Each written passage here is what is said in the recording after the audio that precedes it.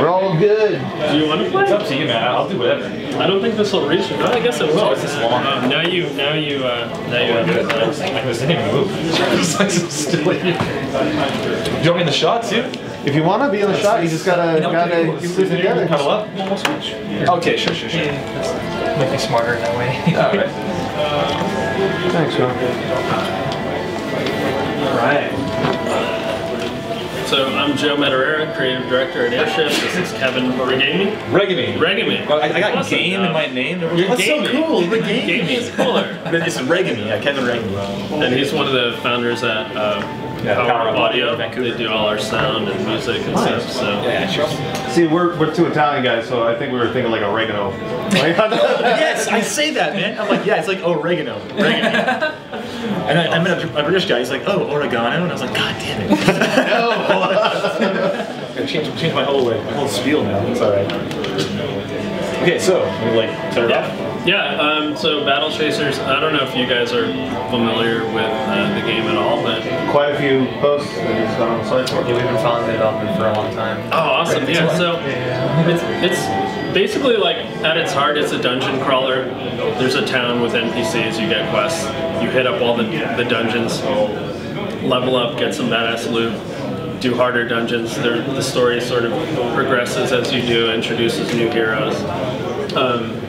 But a few things that set it apart. The exploration, as you're about to see, is action. There's a lot of puzzles and different dungeon mechanics, which each hero has their own specialization moving around the dungeons. And then combat takes place in a sort of a turn-based, more strategic manner that is kind of where the JRPG comparisons come in. But you know, it's got a lot in common with like more tactical strategic combat. So we can just jump in. Right. There's a lot of random elements to it, both in the overworld and in the dungeon. That we'll talk about once we get in there. All the cutscenes are done in sort of a motion graphic, like motion comic style that kind of like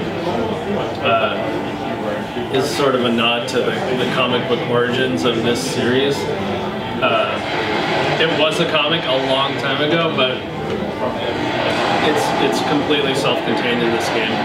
You don't need to have any prior knowledge of the books to enjoy the game at all. The characters are sort of reintroduced. You can get a lot about their relationships just playing through the game. So at the opening, oh god, I'm pressing the sneeze. The heroes are looking for a mana source on this island, and they're immediately shot down by air pirates. It's an interesting world because there's sword and sorcery, there's also technology, there are machines, tanks, there's steampunk robots everywhere, of which one of them is a playable character. And so they get shot down and they crash on this island. And their first immediate goal is to get off the island, but they start to uncover some bad stuff that's going down here. And they meet Alaman, who's a new character introduced in this game. He's a devil hunter. And he basically tells them about the return of this powerful vampire lord and why they have to stop him. And so you basically help him on this quest on the island and uncover the mysteries that each dungeon has to offer. Yeah, worth mentioning as well is we just finished recording all of the voiceover, so it'll be fully voiced, the whole cutscene there. Oh, and also like kind of important story elements of the shop characters. Yeah. The voices are not in the game yet, but they will be there. You're not going to be just like reading subtitles the whole time. We finished recording like last Friday, it's like very recent, so spend time before E3. There it is. You guys are rushing out the door. I was just curious, I believe that I saw in your email it also is coming out for Switch. I got it, yeah. It's coming out for Switch, and it's all simultaneous release. October 3rd is our date. Oh, that. You might want to write that down because I didn't see that. Yeah. I have it in my room right now on the Switch. Actually, it's in this backpack. But Yeah, it's a lot of fun. No. It is currently the only portable. So close, but so far. Yeah. It's really fun being able to take the game with you. So that's awesome. That's one of the big things that we were talking about. Was like, dude, we have to do this day one and talk a little bit about kind of this game and also being on the Switch. And kind of the feeling that you're going to get while playing it on the go. Yeah, it's huge. I was sitting in bed in my hotel room and I was playing this and it was awesome. So I'm not going to, hype one console over another, but it's pretty cool. I'm curious because we're talking about the Switch. Are you supporting all three modes, docked, tabletop, and handheld? So I know some of them, they don't support all of them and stuff. Yeah. I mean, currently, yes, we are. I played it portable last night, so that's my preferred way. That's the overworld, yes, right? As far as like no. Yeah. So on the overworld, well, let's talk about combat. Yeah, kill whatever. So the combat takes place. There's a initiative order that shows when the heroes and the monsters will go in combat, and depending on the actions you choose, it may be instant or it might not fire off until the enemy has had a turn to go. You can affect this by stunning enemies. They might stun you. You might get haste, which will move you either up or down on here. The creatures obey the same rules, so. That's dope. This looks really good. Thank you. Yeah, it's fun to punch guys in the face with a giant robot. Who would have thought? Wait till his hand turns into a machine gun.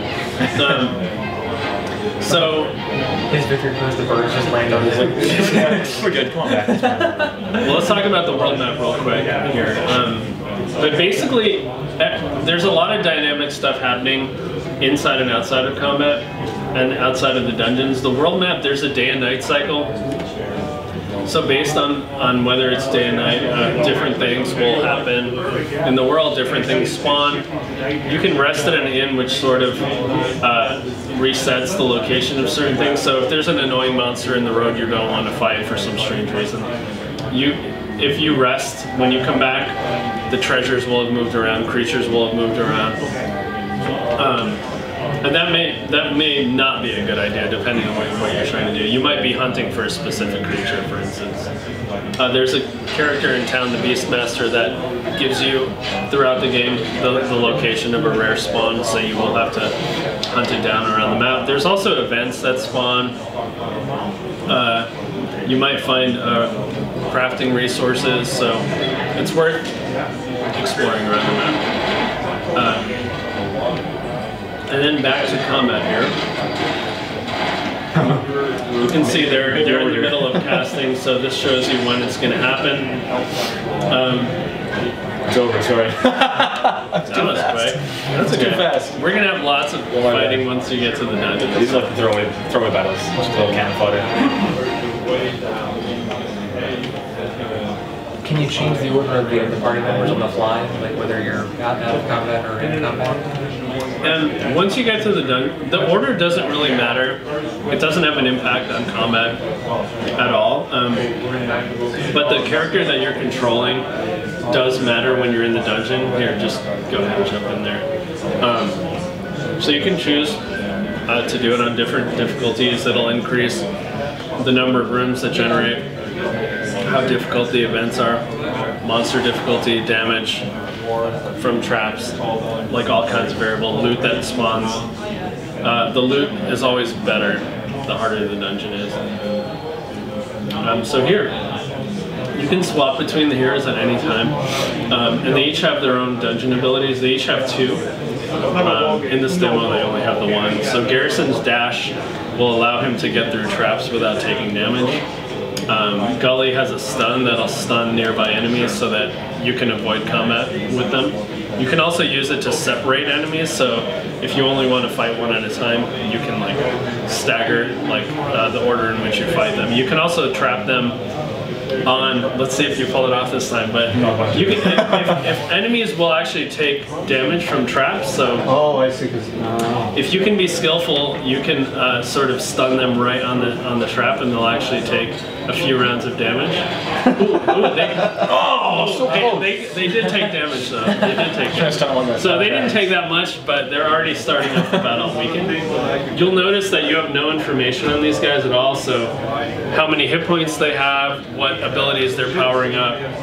It's all a mystery to you until you fight them a couple times. There's a bestiary that is always being updated as you encounter creatures, and then it'll eventually fill out, you know, how much hit points they have, what ability they're getting ready to cast, how much damage it does, all that stuff. And it's super cool because it's kind of like a Pokédex where once you've unlocked a new creature type, it's like all collected and you see all the little silhouettes, and then you can actually rotate the creature around and like look at it and stuff. So it's real fun. Yeah, man, you give me a flaming sword, start getting straight with it. I'm into that. So that guy just killed his own. That dude did his like wild spinning attack that shot randomly, and he just killed one of his own dudes. So one other cool thing is when you do choose to use an instant action, they're not the most powerful abilities you have, but they're free. They don't use mana, and they generate overcharge, which is this little red thing here on the side of the mana bar. And that's basically like temporary mana that goes away after the battle. So it incentivizes you to use like some of your cooler abilities that normally would consume mana. Some players are real like, I don't want to waste my mana, I'll just keep doing basic attacks. And this is basically us just giving you mana to do cool stuff with, and if you don't use it, you just like, you didn't have a very efficient battle. You don't waste it. And then in addition to that, whether you deal damage or receive damage, this bar is always going up here. This is the burst meter, and it'll eventually hit level 1, level 2. There we go, she just got a level 1 burst. And this is a shared resource across all 3 heroes. So they all have access to their burst abilities now. And if you were to use your level 1 burst, you'll drain this. You can wait till you have level 2, level 3. And at that point, you can each do a level 1 burst 3 times. You can just have Garrison use all 3 levels of the burst to do his most powerful attack. And that does carry over from combat to combat, so you can just save it, you know, if you don't need it yet. And it's fun having access to all those cool abilities. Oh, nice! You found the cube right away. So this is another random element. In some dungeons, you might find a mystery box, and basically you can put an item into it, and the box will disappear and randomly appear somewhere else in the dungeon. If you find it again, you'll get a guaranteed upgraded version of that weapon that you put in. If you don't find it again, or if it, let's say it spawns into a room with really hard enemies or whatever, then you just may choose to lose that weapon and it's gone forever. So you would that also, like how you said it would spawn in maybe an area with really hard enemies, would that also kind of change the effect or maybe the outcome of what you get? No, it's random. There's certain spots it will teleport to, and based on what was already in that room, they might literally be on the other side of this door with no extra effort. You know, you just don't know. So it's usually not that hard to retrieve it as if you commit to searching the whole dungeon. But sometimes you might just be on a boss run, or you might be just gathering resources for crafting and you just want to stun every enemy and dash past everything and not really worry about, because you've already done the dungeon 3 or 4 times, and so now you're just like trying to get loot. Oh, I missed that one. Jesus. We had another joke. Oh, there, cool. Yeah, right. So that was how's the grinding for important loot? Are we talking like 1 in 1,000 or 1 in like 10,000 million? No, it's not that much. I mean, and the loot drops that you get, there will occasionally be weapons and stuff in the loot drops, but most of the best items you'll have to craft using the crafting system. And we'll get to a crafting station here. The crafting stations are in dungeons, so you have to find them. I think it's in the next room up here. It's usually random, but of course for demo purposes, we have it like, it'll be in the locked down so we know where we're going. In the full game, it's completely random. And we did something kind of cool with our crafting system that allows you to sort of get rid of your junk items to increase your chances of making a better version of that item. So, for instance, right here, he has a 100% chance of making this vented cannon. He's got all the ingredients already. But let's say he pumps more ingots into it, you'll see the success chance going up. He now has this much chance to make a blue version of that item. Okay. And now he's got now he can make a purple version of that item. Legendary, sorry. And so, if you have a lot of resources and you've just been hoarding them all, you can actually just guarantee an awesome outcome. So he just got the like a 30% chance of that. Cool. So you could see 48 damage, 64 damage, so way more powerful. But if you're being stingy with your resources, or let's say you know that you're going to get a new hero soon and you're going to want to make them like a really nice weapon or whatever, you might want to hang on to those resources. There are 6 playable heroes, and you can only have 3 in your combat party at any time. So when you get a new hero, it's kind of fun, like how it alters your strategy, what other heroes they pair really well with, stuff like that is part of the fun. Right. Skip that right now. Those floating mines. That guy is basically like a sentry robot. He'll call enemies from across the dungeon over to him if he sees you, like a siren goes off. And so, ooh, that guy was stealth. Nice. I saw him. You finally got him. It gets me every time. Yeah, so stealth enemies are annoying because they actually enter combat and they're untargetable until they hit you. So this boss crystal, whenever you see one of these, you know the boss is nearby. It gives you a one-time replenishing of all your health and mana to sort of like make it where you don't want to go back down and keep running. It's a checkpoint too. If the boss kills you, you'll start right here again. You don't have to like do the dungeon all over again. So definitely want to do that.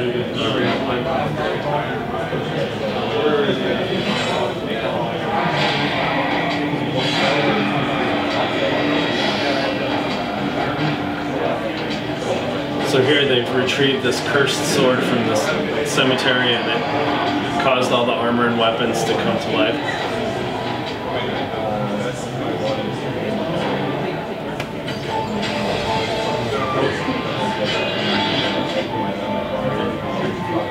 It's kind of funny that he's fully assembled, towering over you in the cutscenes, and then he he's like, starts out the fight, impaled on the ground. That's okay. Game logic. So bosses are real tough. They have battle bursts too, just like the heroes do. So at different stages of the battle, they might unleash those on you, and they're always pretty fun. Yeah. Hopefully you'll get to do one of your like level 2 bursts, like Gully's Boulder Throw or one of those.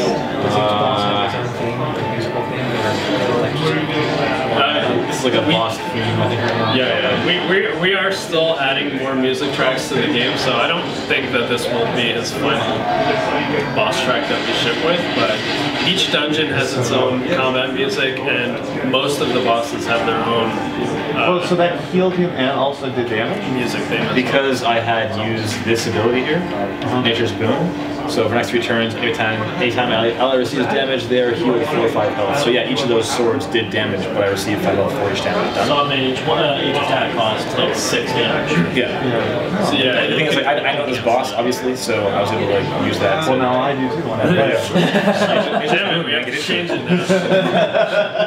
So when you do get new heroes, do different sections of older dungeons open up? In a way, we were originally building the game around that. Like for instance, you could like have lock picking with Monica, which we removed, and there would be inaccessible areas of the dungeons that you wouldn't be able to get into until you got a certain hero. We did away with that just because of time and just the amount of content we'd be building that people might never see, stuff like that. So we had to we had to tone it down a little bit, but it's still, there are still benefits to using certain heroes in certain dungeons. You know, if you know there's a lot of traps, Or like I said, let's say you just want to loot resources, you don't really want to waste time fighting. Monica has stealth, so you can like avoid a lot of the combat. She also has pickpocketing, so you get extra loot and gold before you enter combat. I'm gonna use this. Heartblade? But Gully's Boulder! Boulder instead? Kelly. Yeah. You're almost level 2. Boulder looks cooler. There it is, so let's see.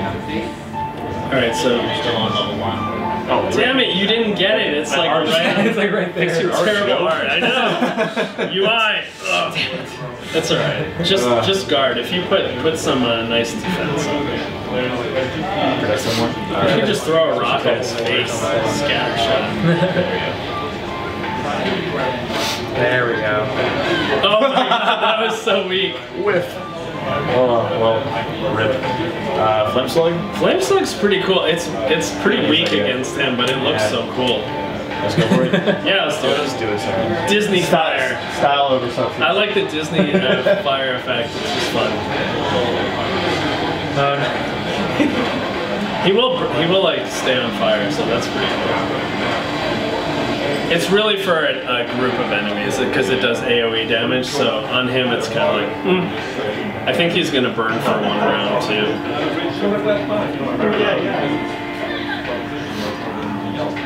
Oh man, all your burst is gone. Yeah. Waste. What a waste. It's fine.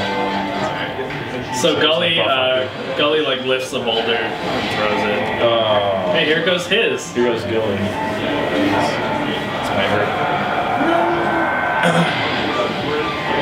That's cool. Jeez, the crit too. Come on, man. You did pretty good actually. That evade. So we recently put the evade in, and not everyone's a fan of it. It does add like a tension when you can't guarantee it, but it's real frustrating when you when you're like counting on that thing hitting, and you're like.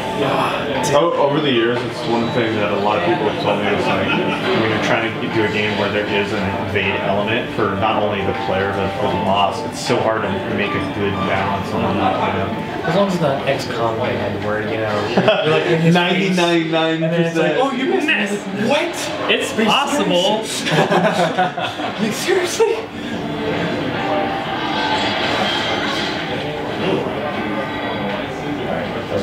He's real. Oh, it really hurts. Jeez. It's just very visceral. It's a visceral sort of boss. It's really cool. It's visceral without blood. It's kind of an interesting sort of feel. Yeah, cool. Yeah, it's like lots and lots of blades, and they have that nice sound.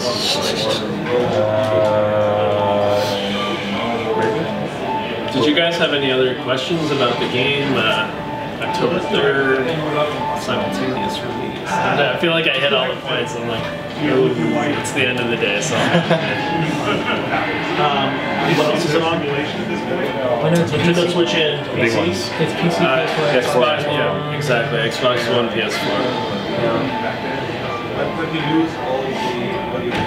This is fun. And 3DO. No. 3DO. Yeah. Virtual Boy also. Soon.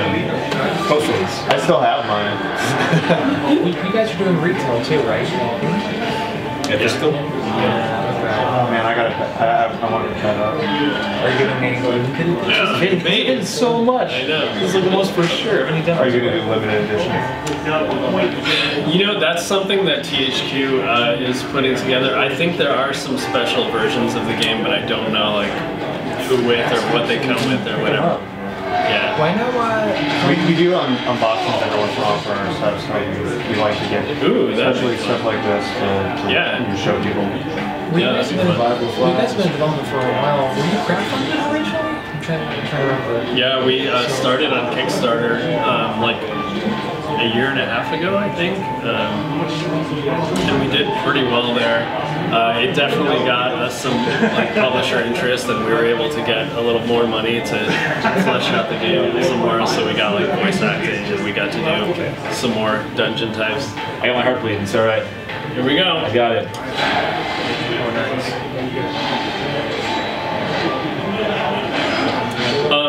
If you guys are interested, nice.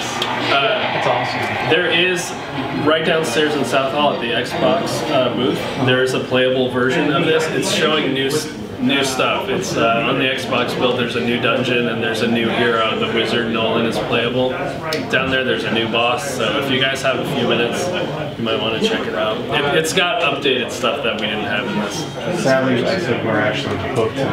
Yeah. So this. I figured, but I figured like hey, I'll mention it. Yeah, we kind of were like, because you know, you set up all the appointments and then you're like, I want some wiggle room. Yeah. I don't think that we're going to Devolver party time. Yeah, that's we're booked solid, you know. actually we beers down there. we have 2 hours with Devolver though, because I promised that I would go and book us on a couple of things, especially Absolver. So Dungeons randomly generated?